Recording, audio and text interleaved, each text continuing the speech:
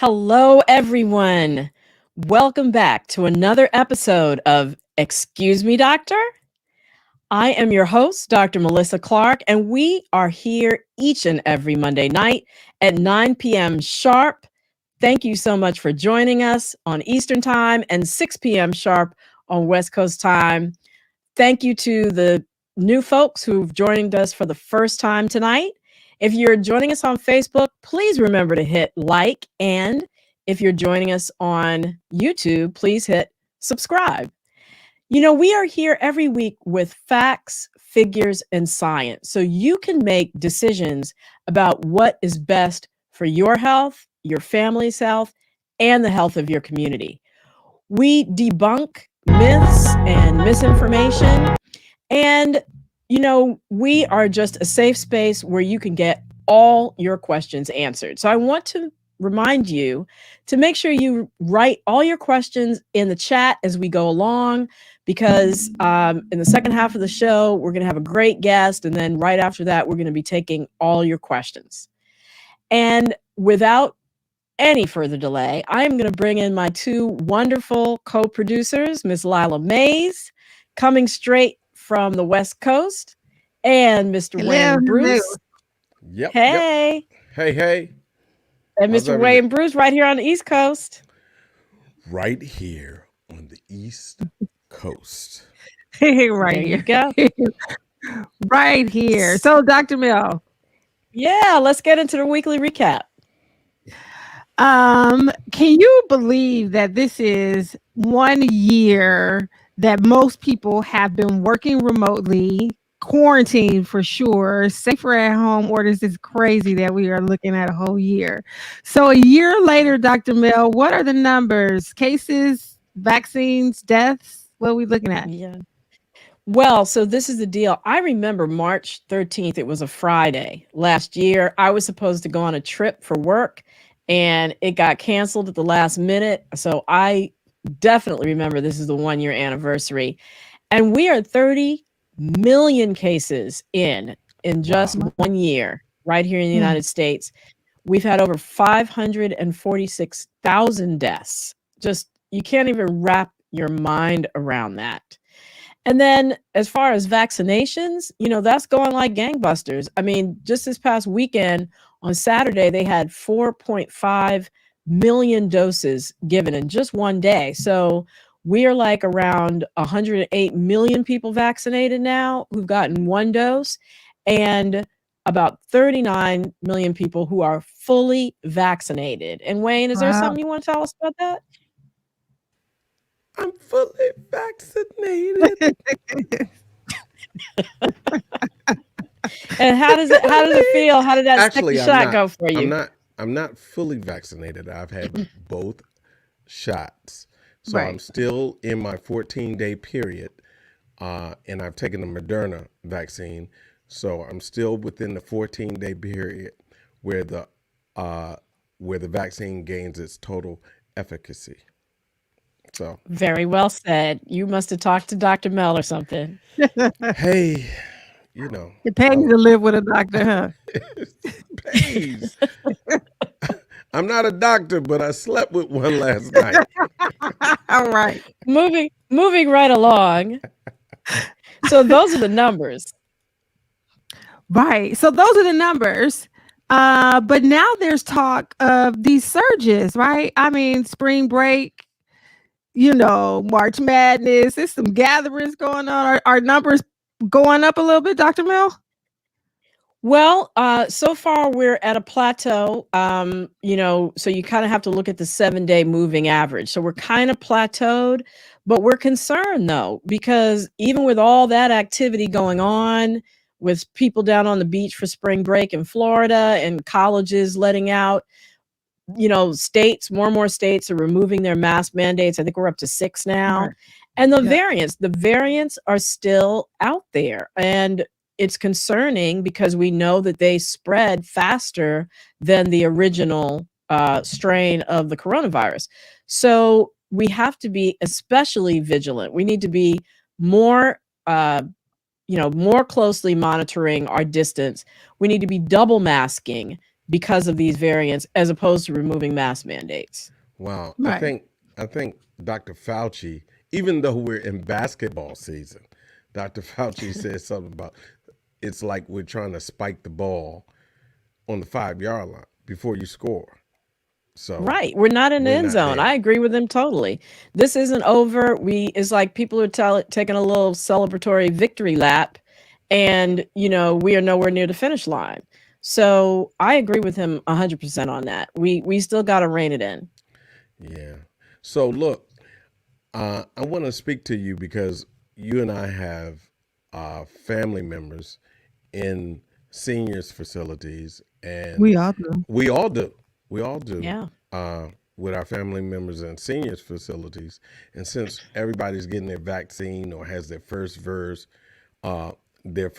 dose, or they've taken the J&J and they're early in the efficacy period, they haven't had their immune system built up.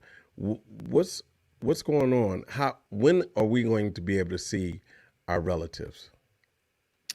So this is a thing. If you are fully vaccinated and your relative is fully vaccinated, it's fine to get together without masks and without distancing. For those seniors, though, who are frail, meaning, I mean, we all know what frail is, but if they have multiple medical conditions, or they have dementia, or something where they don't understand, their cognition is impaired. Um, if that is the case, I wouldn't sort of go gangbusters and take them out in public and take them to the mall and all those kinds of things. I'd still be on the conservative side. I would limit it to just family, seeing them who have been fully vaccinated. And again, it's okay to hug, it's okay to be around them without a mask. But of course, family that's not vaccinated, you still have to wear a mask, and your loved one still has to wear a mask when around them. Okay. So one last thing for me, and I'm going to jumbo up the recap here. I'm going to go with the last thing. I want to know. I've heard and I've read and I spoke to you about it, about actual vaccines helping people who suffer long COVID. Can you speak to that? Yeah, I can. So, long COVID, for those people who don't know, or after the initial infection with COVID is over, they still have persistent symptoms. And we're seeing this last for weeks to months after people get over the original infection. They can have shortness of breath or memory fog, or I think the list of symptoms is like up to 250 different symptoms. But we're hearing some people who got the vaccine say that it is helping their symptoms. 2 to 1, people are saying that it helps their symptoms versus makes it worse. So this is definitely going to be an area for more research. I think it's a reason for potentially people who have long COVID to get vaccinated, because it does appear that there's some positive effects to vaccination in helping to relieve their symptoms. Wow. That's good news. Yeah, I think so. So, Dr. Mel, one of my friends jokingly posted that his 2 doses of his 2 doses are smoothies of greens and beets and celery, blah blah blah. Right? So he was joking, but he's saying that's my vaccine. But Dr. Mel, can you just say how important the vitamins are to support the vaccine? I think it's important that we kind of explore that a little bit. Yeah, last week we talked about vitamins and vaccines are not a either or, it's a yes and, right? And Right. salute to your friend in terms of his health regimen. What that does is help to decrease chronic inflammation in his body. But, we don't know, it hasn't been studied yet as to whether that is enough to keep you from getting a severe case of COVID, certainly. Mhm. And it definitely doesn't keep you from getting and spreading it, right? And so Right. that's where vaccines come in and fill the gap. All a vaccine does is teach your immune system how to specifically respond to COVID. Vegetables don't necessarily do that. So that's why they're complementary strategies, not an either or. But the news this week about vegetables and fruits is that if you get your 5 servings a day, and they broke it down into 2 servings of fruit and 3 servings of vegetables, it prolongs life. It helps to avoid heart disease, stroke, cancer, and even lung disease. And the important thing is it's not like the sugary and starchy vegetables. Like you can't, get French fries and say, I'm good, I got potatoes in. You That want to doesn't count. focus on the vitamin C and the beta carotene rich vegetables like carrots, greens like kale and spinach, and my favorite, mustard greens. You want to do fruits like citrus and berries that are lower in sugar. So I think, he's on to something in terms of definitely decreasing chronic inflammation in his body and avoiding some of those chronic diseases. So I'm at a loss here Why? because French fries are my Oh, favorite vegetable, and and the fact that I have to move out of the McDonald's aisle in the grocery store is a problem. you Yeah, crazy. potatoes are not going to get it What in terms of decreasing chronic inflammation so because they spike your blood sugar. right? So this is good. Uh, Speaking of vitamins and vaccines, everybody on TikTok is passing this thing. Not that I'm on TikTok, but everybody's passing around this thing about nature's cereal, which is fruits, fruits, pomegranate, ice, and coconut water. You Little heard fruit and about water this? in the bowl. Yeah, I've seen it. I, Um, I haven't. um, I'm not on TikTok, you, but it sounds delicious. it sounds delicious.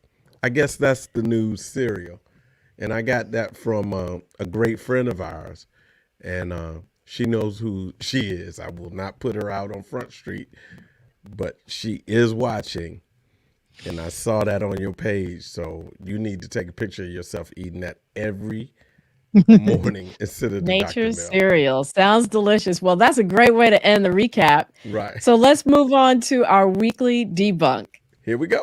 The Weekly Debunk. Stopping misinformation in its tracks. Girl Bye says, I heard that the vaccine changes our DNA because that's what mRNA means. I don't know about that. Excuse me, Dr. Mel. Is that true? No, that is absolutely not true. And I got to break it down for you as to why. But, things like that I find in documentaries and on social media. Somebody just emailed me a documentary link called Medical Racism or something like that. And it takes partial truths and coats them in lies, essentially. So if you're not scientifically savvy, they're produced really slickly and, real high end production, and you can get duped. And that kind of misinformation, like what Girl Bye just threw out there, comes mainly from 2 sources. The Russian bots that influenced the 2016 election, they just got repurposed to churn out vaccine misinformation, and also one of the Kennedy grandchildren who has a foundation, and he puts out about over 50% of the misinformation about the vaccines. He's been an anti-vaxxer for several years now. So let's break this down. Viruses enter your body in order to live and to make more viruses. If they don't enter your body, they can't live. Once they enter your body, they turn your body, the cells of your body, into a virus making factory. So for coronavirus, your cells become a coronavirus making factory. In order to give the instructions to your body on how to make more coronavirus, they use their genetic material, their DNA, which is nothing more than instructions for how to make the virus and make all living things. Really, we have DNA, and that's how we make our cells divide and make more cells. So messenger RNA or mRNA is like the message that gets passed from one part of the cell where the DNA is to the other part of the cell where the factory making is happening, right? So anytime a virus invades our body, we get exposed to viral genetic material. So it's nothing new. If you've ever had a cold in your life, you have already been exposed to virus genetic material. It does not alter your DNA, and neither will the genetic material that's used in the vaccine. Furthermore, what's used in the vaccine is just a very, very tiny part of the entire genetic material, because it's only the instructions to make the outer coat of the virus, where the spike protein specifically. And again, the whole purpose of it is by making the spike protein, your body is exposed to it and then makes antibodies and fighter cells to wipe it out, so that when you get exposed to the actual coronavirus, your troops are ready to go. So the genetic material in the Moderna and Pfizer is the messenger RNA. In the J&J, it's the DNA. And the only other thing I want to say about it is, once that genetic material gets into your cells and gives the instructions, it gets destroyed.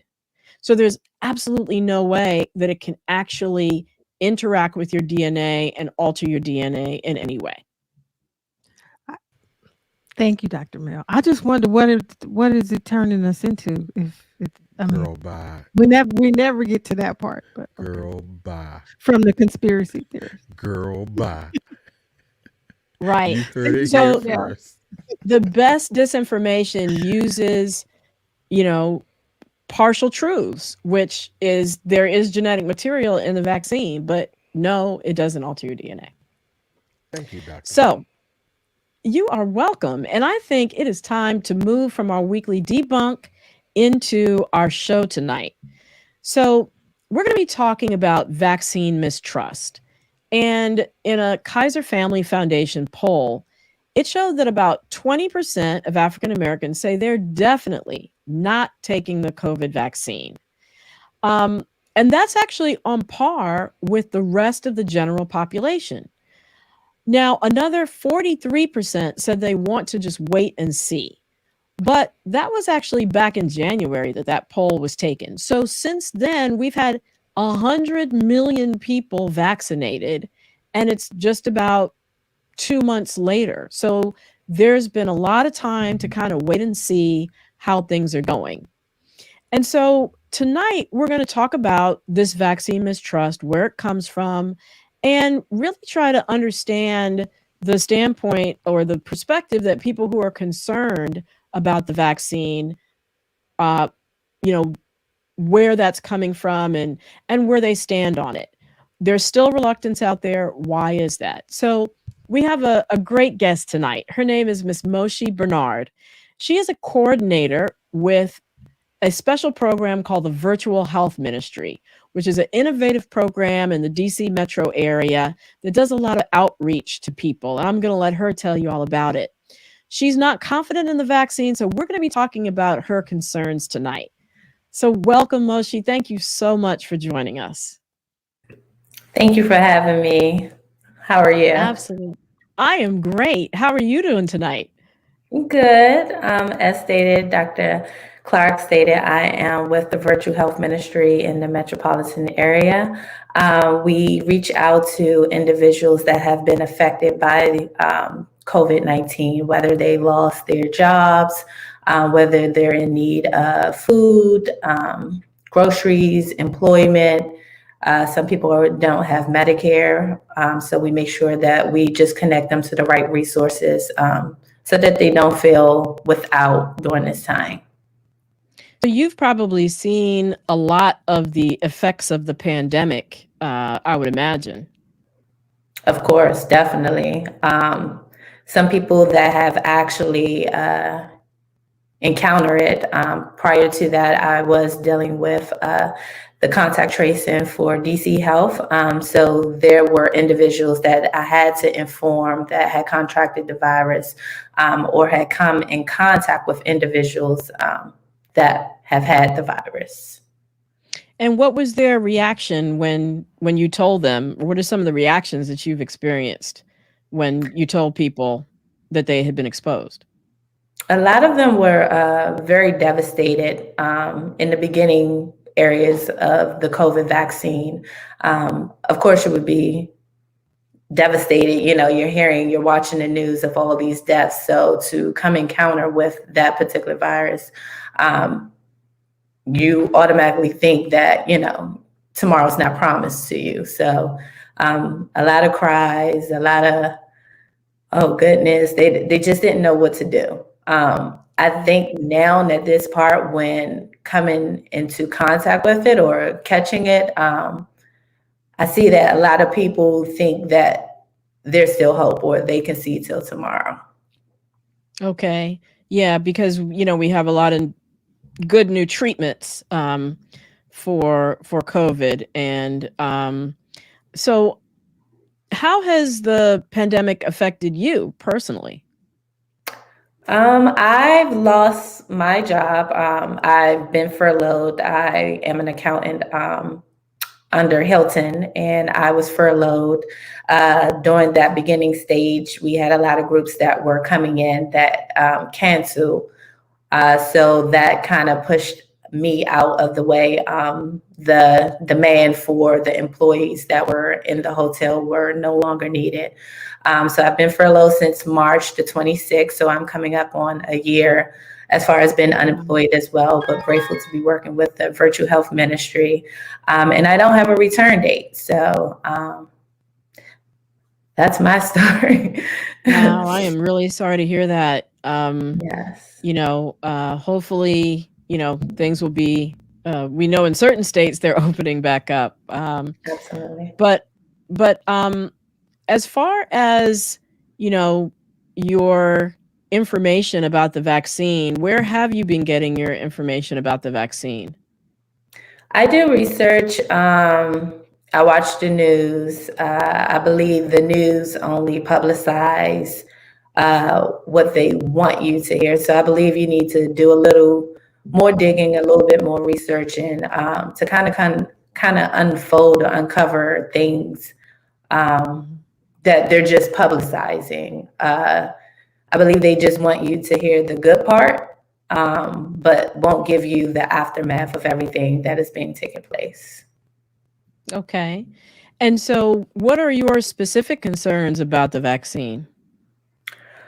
Some of my concerns, how long is immunity? What are the side effects? We know some of them, or how they correspond with some people that have like diabetes or heart conditions or asthma. But what are the long-term effects? You said, I heard you stated that, people in the beginning of January were on the line of defense of not getting the vaccine. But at this point, the numbers have increased because you think that has been enough time to unfold that I guess the vaccination is doing a good job. But I'm still reluctant as to get it. I mean, there's a lot of more study that just needs to be done. It's just, to me, too fast. Mm-hmm. So, and I hear that a lot from people in terms of a concern. And I think, one of the things that I have done, I wrote a book called Excuse Me, Doctor. I've got what? Taking ownership of your health and making healthcare work for you. And that's really what the show is named after. Excuse Me, Doctor. It's all about empowering people to ask questions. So I love to hear that you ask questions and that you're doing research. The facts, though, specifically around vaccines are historically, vaccine side effects turn up in the first 2 months, typically after they have been given. And the reason why kind of goes back to what I mentioned before, which is that in this particular vaccine, for example, the genetic material that's used gets destroyed almost immediately when it enters the body. And outside of that genetic material, the only other things in the vaccine are fats, sugars, and salts, which are used as stabilizers. So and they're all things that our body has already encountered and been exposed to. A lot of people who are concerned about vaccines and long-term effects are specifically concerned about the use of something called adjuvants. adjuvants is just a fancy word for something that that gets added to a vaccine that helps to stimulate your immune system. So the vaccines that typically anti-vaxxers or people who are against vaccines have been concerned about in the past have aluminum added to them to sort of stimulate your immune system. And they contend that aluminum stays in your system and potentially can cause damage to your nervous system. And so that's where the rumors about it is related to autism and related to Alzheimer's, and that it takes a long time for all that to happen. That has all been debunked. But even if you believe it, aluminum and those other additives are not in any of the COVID vaccines. Again, it's just sugar, salt, and fats, and the genetic material, again, which gets destroyed right away. The other concern that people have has to do with, autoimmune disease. So can it cause autoimmune disease? And again, from the earliest people who got this particular vaccine, which was back in May is when the clinical trial started. So we are about at 10 months out. We have not seen any evidence of people getting autoimmune disease, any evidence of, increase in multiple sclerosis or increase in lupus or sarcoid or any of the other autoimmune diseases. So those are sort of the two things that people who are concerned about long-term side effects tend to be concerned about.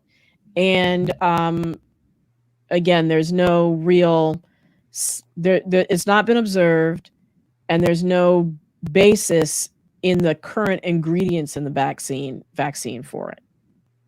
Okay, you say that the Illumina is not found in any of the vaccines. I guess that can be spoken for Moderna or Pfizer, but Johnson & Johnson has just released a vaccine, and previously with the baby powder, we discovered that Johnson & Johnson had Illumina in the baby powder, which we were using. Women were getting cancer. The babies were dying because of the baby powder that we were using that had Illumina in it. So how do we know for sure that Johnson & Johnson is not putting Illumina in their vaccine? Yeah. So the question is, and I think what I hear you saying is Johnson & Johnson a trustworthy company? Correct. So, yeah. So, I can't speak for corporate trustworthiness. What I can speak for, though, is the scientific process and the rigor, the scientific rigor that went through, that these vaccines have gone through, because the eyes of the world are on them. They're on not just the companies, but the process by which they got developed, the clinical trials. There's special bodies called, special groups of people called data safety monitoring boards that are made up of citizens in the community and scientists that work together to make sure that, there is full disclosure and transparency of what you will be exposed to if you take the vaccine, number one. And number two, as the trials progress, they look at the data in real time to see if there's anything happening from a safety perspective where the trial would need to be stopped. So there are all these sort of safety mechanisms built into the clinical trial process now. And you know why that is? It's because of the Tuskegee experiments. Mm-hmm. We talk about the Tuskegee experiments. They were a horrible time in the history of this country. But the one silver lining that came out of it is it forced the federal government to make reforms to the clinical trial system that has basically become the standard worldwide for doing clinical trials. And it's that standard that we go by now. So as far as something being put into the vaccine that was not being disclosed to everyone, scientists around the world would know that. There would be whistleblowers because they would make a ton of money if they could prove that there was something that Johnson & Johnson had put in there that wasn't kosher and wasn't being disclosed. So it's really the process, the modern process of doing clinical trials that I am more confident in. And the federal safeguards, the FDA and the NIH, that also, again, are safeguards to make sure that research is done correctly and that the products are fully vetted before they're allowed into the United States to be used. Okay. I also heard you speak of that after being vaccinated, your second dose, if the other individual is not vaccinated, that is not safe to be around. But is there a chance that you still can contract the virus even if you have been vaccinated? Absolutely, there is. And I'll tell you why. So when you look at those efficacy numbers, Moderna is 94 and Pfizer is 95% effective. That means there's a 5% and a 6% chance that you could still get COVID. However, just like with the flu, which is only about the flu vaccine, which is about 54% efficacious, it still protects you from getting a more severe form of the disease. So even those 4 to 5% of people, if they get COVID, it will be much less severe than had they never been vaccinated. For Johnson & Johnson, those efficacy numbers are slightly different because it was tested against the variants. So when viruses reproduce, sometimes they change and sometimes they can be more easily spread if they get changed. So that's what these variants from the UK and South Africa and Brazil, they're more spreadable. And so the vaccine, the J&J vaccine, was tested against those more infectious variants. And so therefore it had sort of a stronger opponent that it was fighting. So its efficacy is against getting severe COVID is 100% after 49 days. So 49 days after you get that one shot, you're 100% protected against severe COVID and 100% protected against dying. You still might get a mild case of COVID or even a moderate case of COVID, but you are guaranteed to not get severe COVID and you're guaranteed not to die in terms of that 100%. So those are kind of the numbers. And so for example, I had to make the decision for my mother because she has Alzheimer's as to whether I felt comfortable with her getting vaccinated. And I absolutely did, because I know that if she got COVID, there was a high chance that she could die from it. And so knowing that she definitely got the Pfizer vaccine with the 94 to 95% efficacy, I know that even if she is exposed to COVID, there's just a very small chance that she would have symptoms. Okay. Dr. Mel, question. So the people that actually had COVID, and I do recall being on the phone with some of these people and informing them that you've, come in contact with someone that has COVID or you've contracted COVID. The first question they would ask me, what do I take? Mm-hmm. So there was no medicine, there was no remedy, there was nothing for me to provide these individuals as to what to take. In 7 to 14 days, I would check on them and they felt brand new. So they weren't taking anything. They just stayed away from other individuals. They stayed in a house. They got rest as if it was like they just had a cold or they just had the flu. So if that worked for them, why is it that they need to take this vaccination? That is the money question. That's a great question. So this is how pandemics work. If you don't shut down your body's ability to get and provide a safe harbor for the virus, if you don't shut that down, then you can pass it on. But if you get vaccinated, you essentially can help to put a protective shield around yourself, so to speak, so that you don't pass it on as easily to your loved ones. And so you get vaccinated, of course, to protect your health, but you're really more getting vaccinated for the people in your life who, if they got the virus, would die or end up in the hospital or end up with long COVID. So I talked about long COVID in the opening of the show.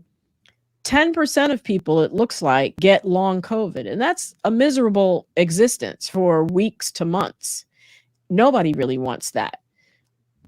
Fortunately, it sounds like you talked to many people who either never had symptoms or had a very mild case.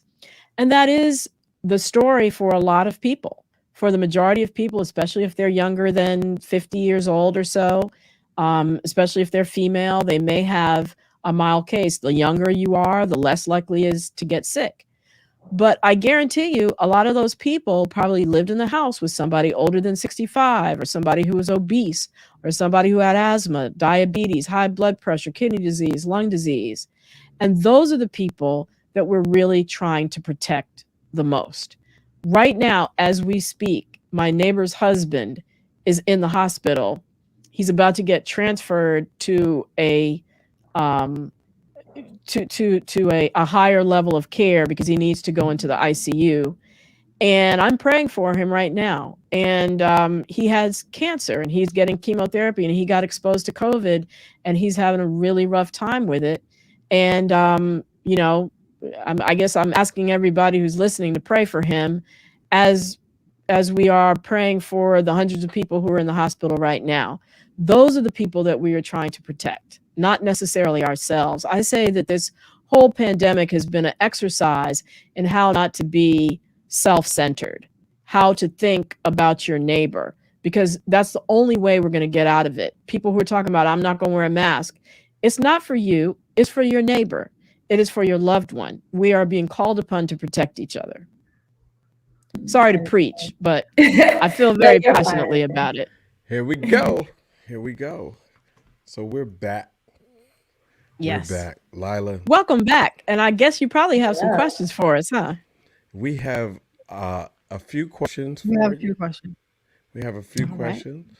The first question comes, and it is a question that comes from the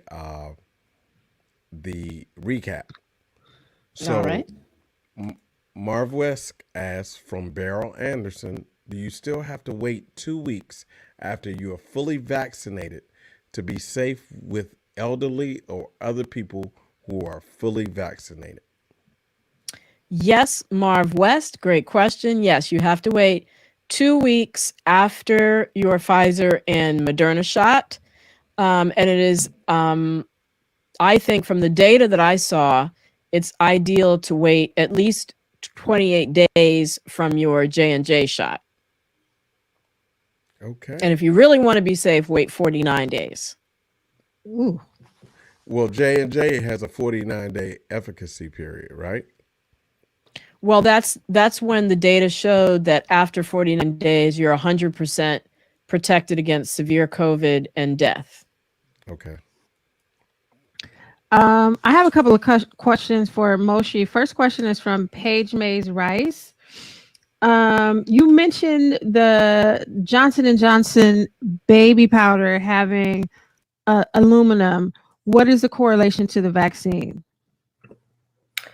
The Johnson & Johnson has the the vaccine. They're a company that is one of the people that are providing the COVID vaccination. So the baby powder, previously, there was a study where there was 750 million in damages to individuals from baby powder because there was Illumina in there. They settled in court with certain individuals. It wasn't really publicized because they wanted to kind of sweep it under the rug. So no one really knew about it, but these are things that was placed in this baby powder that caused women to get cancer, that they didn't publicize, that they kind of snuck it in there. So that's the correspondent with the vaccine and the baby powders, if we can trust Johnson & Johnson with this vaccination. So there are a lot of products that have aluminum in them. I don't know, for example, antiperspirant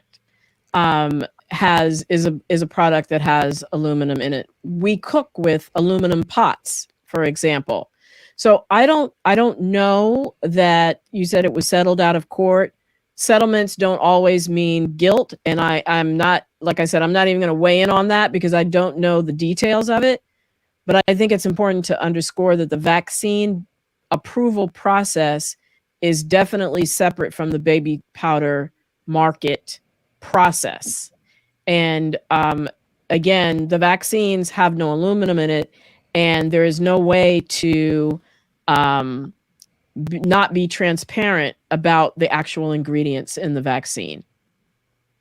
Just one question. We say that it's approval, but is it FDA approval, the vaccinations? Yeah, it's emergency use authorization because with the preponderance of evidence, with the evidence that we have, we know that the vaccines help to save lives. And we're losing so many lives so rapidly, 546,000 and counting as of today, that this emergency use process was put in place after 9/11 in order to be able to address national emergencies, which we are in the middle of a national emergency. So EUA, not FDA. No. The FDA stands for the Food and Drug Administration, and they have this tool available to them, the emergency use authorization, where they will review all the available data, and they can make a determination that with the data that we know, that this is safe compared to the alternative, which is all these people dying. So we have a question coming from Alfia Johnson. So what happens if someone who has mild COVID gets vaccinated? Will they heal quicker, or will they still have to wait it out? So great question, Alfia. Hello. So the vaccination is not a treatment for mild COVID. It's actually recommended that you wait after you have gotten over your symptoms to get vaccinated. And that window, you can get vaccinated, 3 months after you have COVID. And what it does is it boosts the immunity that you already gained by having COVID. So it's been shown that your immunity from having a natural infection lasts for about at least 90 days. Some are now saying it's up to 6 months, but it depends on the individual. For example, if you had a severe case of COVID, your immunity is probably going to last longer. So when you get the vaccine, it basically just reawakens your immune system and allows your immunity to last even longer than it would have if you just had the natural infection. Okay. I have a clarifying question for Dr. Mel from Sharon Tyler. That, to be clear, the FDA issues emergency use authorization. Is that? Yes, that is correct. They issue full approvals and they issue emergency use authorizations. But it's one body, the the FDA, Federal Drug Administration. Food and Drug Administration. My Yes. mother-in-law. Your mother used to work there, right? My mother worked there for 30 years. Yeah. Food and Drug Administration. So real people work there. Right. So a quick story, and we have a lot of questions, but a quick story about that. As a child, we had when I was a child, not when you was a child, anybody else. When I was a child, there was mercury in fish was a big thing growing up. And so she did the testing. I stopped eating fish as a child. She would bring fish in, and she was like, I'm doing the testing.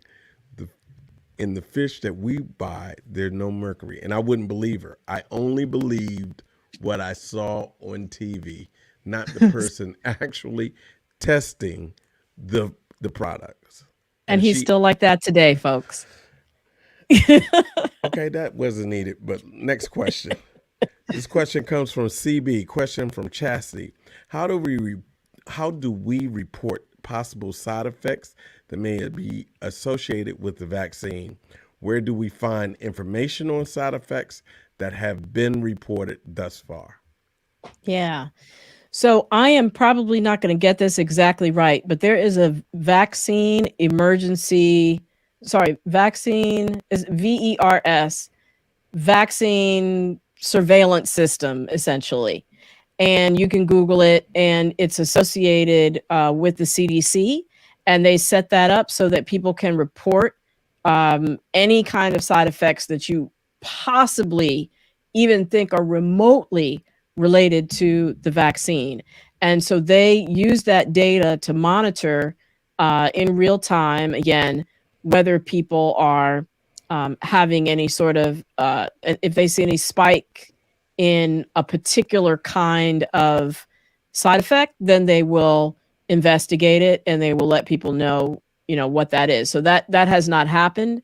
They're particularly paying close attention to pregnant women because pregnant women were not included in the original trial, but a number of specialty societies like OBGYNs are recommending that the vaccine be made available to pregnant women because the risk of a pregnant woman getting COVID in terms of her own health and the health of the baby is very risky.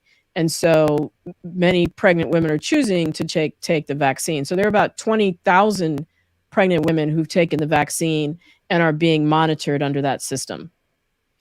I know when I got my vaccine, I got the Pfizer vaccine, and the company that administered it actually, when you went on the site to register, they give you the website for the tracker so you can track any side effects that you're having in real time on the app. And go ahead. We have listeners and people who watch, viewers, and we have great viewers. I hate to say we have some excellent viewers, and some of them are in the medical field. And Valerie Spalding Parker always comes through. She posted, and you can see in the show, the vaccine adverse event reporting system. Thank you so much, Valerie Spalding Parker. We appreciate and love you. We love her. And there it is. Read it and report. So we have a few other more questions, and I'm looking for them. Okay, it was a great question here. Here it is. So we did that question. Oh, Angela Mays. With stress affecting our physical being, does that change the efficacy of the vaccine? Yeah, that is a great question. That has not been studied. But what I will say about stress effects on our immune system in general is when you're under stress and you internalize it, you don't have any way of addressing it in your life, like meditation, prayer, gardening, walking, guitar playing, whatever it is that you do and you do on daily basis. If you're not doing that, what happens is your body takes all the energy that it would be putting into your immune system and digestion and repairing the cells in your body when they go awry. It takes all that. It takes all that energy, and it uses it for the fight or flight response, right? Because when you're stressed, your body interprets it as, oh my God, there's a lion bearing down on me and I got to run, or I got to fight for my life. And so it channels that energy that you would have normally been using to do all that other stuff into preparing yourself to fight or flight. So it's possible, I suppose, that it might decrease your body's ability to respond to the vaccine. Again, we don't know, but the best bet is what I always say when I talk about the 5 self-health actions. One of them is manage stress in your life on a daily basis. Whatever you do it on a daily basis, because you're stressed out. You get exposed to stressors on a daily basis. Okay, I have another question for Moshi from Tony Parker. Since you are vaccine hesitant, what are you doing to safeguard yourself? Great question. Just still following the rules as usual. Actually, I stay in the house. I am teleworking with the Virtue Health Ministry, so that doesn't allow me to leave out. And if I do, it's to the grocery store to get the essentials that I need. And I put on a mask. I put on a mask and I put on the gloves. Just following the necessary steps, nothing out of the ordinary or extra. But those are the precautions that I take, because not only am I want to protect myself, but as Dr. Mel said, others around me. So I have a question. So when a critical number of people get vaccinated and start to, enter back into society and things open up, is there any point or any data that would make you feel comfortable? Is there like a specific event or set of facts that you're looking for that would make you feel comfortable? At this point, no. And I do believe it will come to a point where I enjoy going to concerts. So at football games and basketball games, and I'm not sure at a point where that will be mandatory as far as a vaccine that you will have to have in order to enter into these actual events. But at this point, no. I've gone a year without. I think I can hold out a little while longer. I'm not sure how long, but if you had to ask me that question today, my answer would still be the same. No. So wait, so if the vaccine is mandatory for a concert that you have to see, or a football game or a sports event, no, not gonna happen. No, ma'am. No. Not gonna happen if Frankie Beverly comes to DC again. Oh, how you know that's my favorite? Because you're from DC. See? If you can't see Frankie Beverly or RE or Backyard, I bet you if Backyard was like, you can't come into the... No, I can do without, but Frankie Beverly is like on his last leg. And I said, I don't know what I would do if I don't see him before this is over. So, okay. Oh, goodness. That's really we may have to ask Frankie Beverly. We may have to ask Frankie Beverly if he'll make a PSA. Right. I wore this just to rep Frankie if he wore black today. So we have a few more questions, and they're coming in really fast. We have one from Sheila Williams. She asks, I have been asked, and I'm passing on the question, if you've had COVID-19 and have a high number of antibodies, I heard that you only need 1 shot of Pfizer or Moderna instead of taking both shots. Yeah, that has been out there, sort of put out by some doctors who are theorizing, but it has not actually been 100% studied and evaluated. So right now, the recommendation is still that you get both shots of the Moderna or both shots of the Pfizer, because that was how it was administered in the clinical trial. And so that's the data that we are clear on. So, yeah, that's a theoretical consideration, but that is not what the recommendation is. Okay. Great question, Sheila Williams. Great question. And Althea Johnson says, just to be clear, are you saying that the Johnson & Johnson vaccine is just as effective as the Pfizer? Yes, I am saying that. And the reason I'm saying that is because, again, it was really comparing, it's like comparing apples to tires, because they were tested under definitely different conditions and at different times during the pandemic. So as I mentioned before, Johnson & Johnson had a much tougher opponent because there was more coronavirus around, and there were these variants that were more infectious that it had to prove itself against. So in terms of the efficacy numbers, and I didn't say the efficacy numbers against mild to moderate being 66% versus 94% against Pfizer and Moderna. Again, Pfizer and Moderna did not have to sort of battle the same opponents that the J&J vaccine had to. So if you have a chance to take any one of them, you should. Okay. Can I ask a question? Yeah, sure. I'm sorry. I had an individual to ask me, when you take your first vaccine, is it important that you wait until the next scheduled date of your vaccination, or can you take it prior to? Or is it imperative that you wait that length of time that they have it set up for? Yeah.